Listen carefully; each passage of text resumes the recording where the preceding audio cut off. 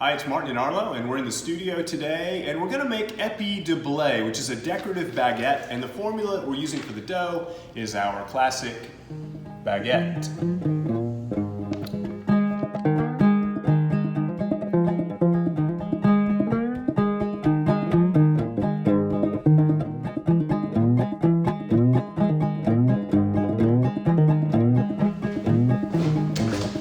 So we're going to make Épi de Blé, and what is that? Épi de Blé in French means like sheaf of wheat or stalk of wheat. So if you think about how wheat grows in the field, you have the grains that are sort of offset.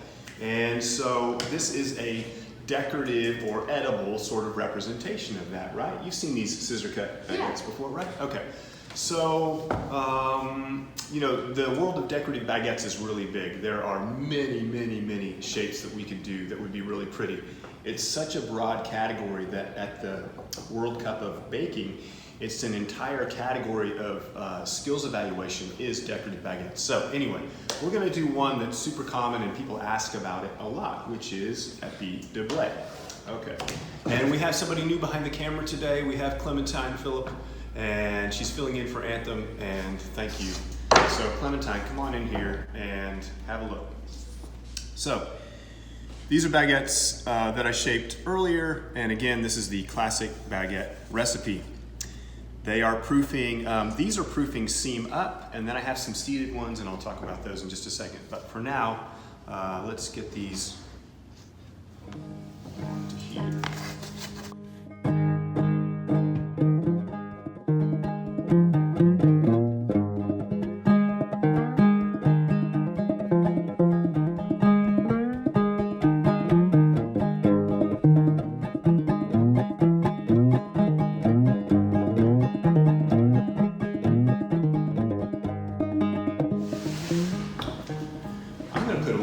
Flour on top of these. It's going to help with the contrast. So when they bake and darken, this is going to accentuate the visual contrast. So a little bit of flour. Let's see if I can get this thing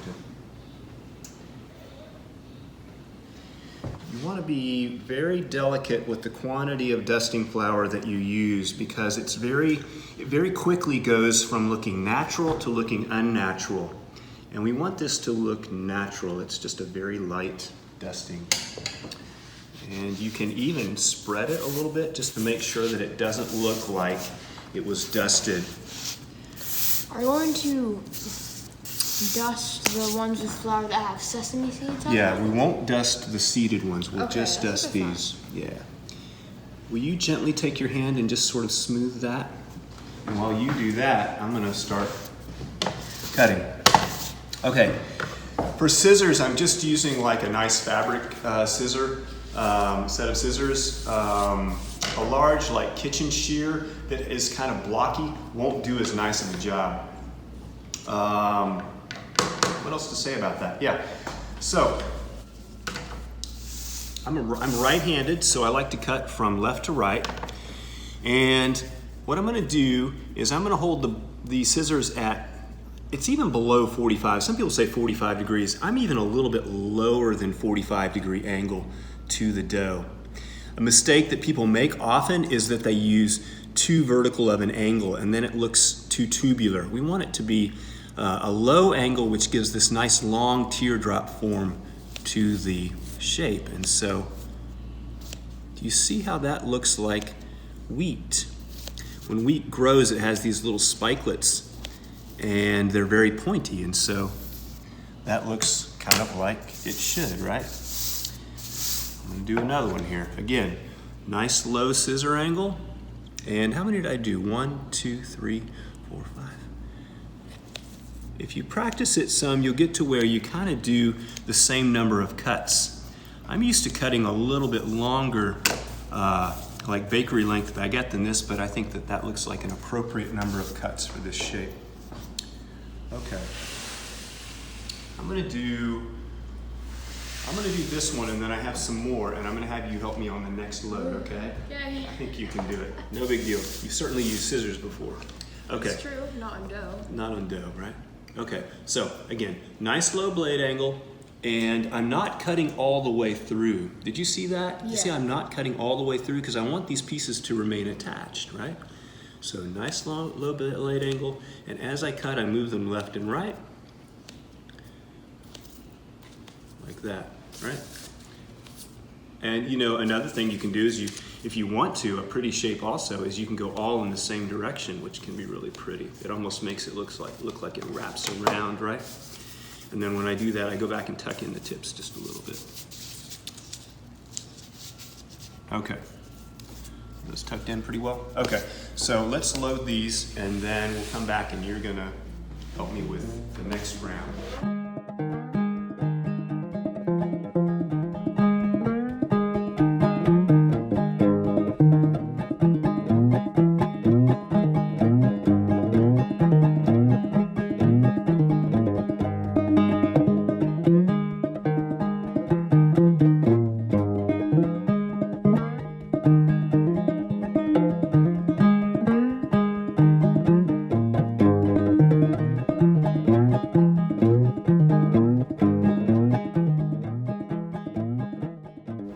Okay, so we have a few more. I did 8 total.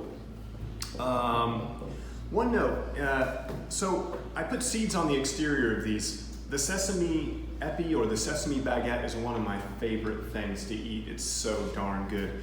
When it bakes, the sesame seeds toast, and that combined with the baguette is one of my favorite things. So I wanted to just quickly show you, how do you do a seed tray, or how do you get that quantity of seeds onto there? So the way that I do that is I use a seed tray. Now, sometimes you'll see people spray loaves and then sprinkle. You don't get the coverage that you will get if you do it like this. And what I've done here is I have a tray with a wet cloth on it, and then I have another tray with the seeds on it. So what I do is I shape the loaf, and then I roll it across the wet cloth, and then I go through the seeds, and it gives this great, like large amount of coverage to the loaf. You can see how thick the seeds are, right? Yeah, works really well. It's like the best way to apply a seed coat to anything. All right, so you ready to try? Yes. Yes, okay. So you remember basically what I said, right? So Yes. kind of a low blade angle, meaning, you know, you're not up here, but you're kind of down here. Yeah. Cutting back and forth. Don't cut through the whole entire And don't thing. cut through the whole entire thing. And if you do, you know what? It's okay. Don't fret about it. So just like that. Yeah, perfect. And then push it to one side. Okay. Yep. And you can cut even a little bit more through it. You know what I mean? You can go a little bit more. Like, yeah, you can go a little bit lower. Keep going. No, that actually looks great, Arlo. You keep going. Okay. Just keep going. And if you do it a little bit quicker, you'll have less a chance of sticking. That's going to be beautiful. Look how even they are. Just watch your fingers as you cut. Yeah, there you go. There you go. Keep moving. They're so small. Yeah, you've done small ones, but it's okay. It's going to be beautiful. Look how beautiful that is. These are really good if you tear off the pieces. Like if you put it down on a table, that's perfect.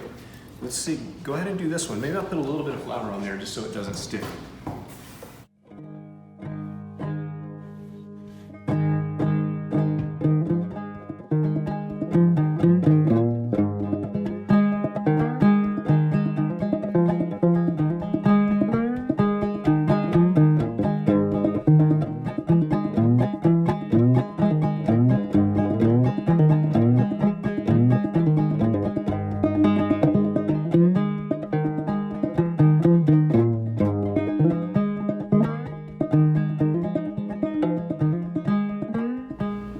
There you go.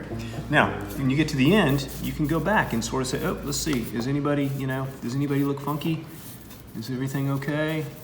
It's a little bit sticky, but It's a little sticky, but I think you did really well. Yeah. Okay. I'll do this one. If you do it, a couple thousand, 10,000 times, it gets to where it's just something where your hands do it without thinking, yeah. Okay.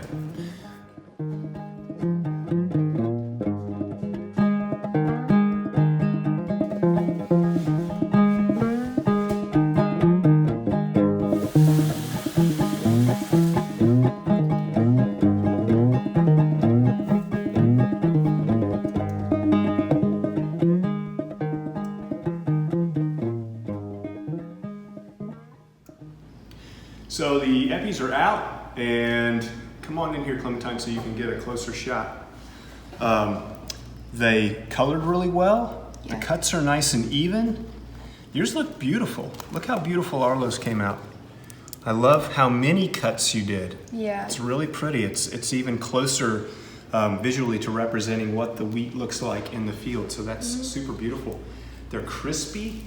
Yes, This is so perfect. A couple of these on a table for a nice dinner, and you can pass them around and pull off a piece. Listen to that. Oh my gosh. It's crunchy. So It smells super good. we use the classic baguette recipe for this. If you haven't seen that, we actually have a video of us making that in this very kitchen. Go check that out, and then you can make the Épi de Blé, which is just the shape. So thanks, Clementine. Thanks, Arlo. You guys be well, and we'll see you again soon.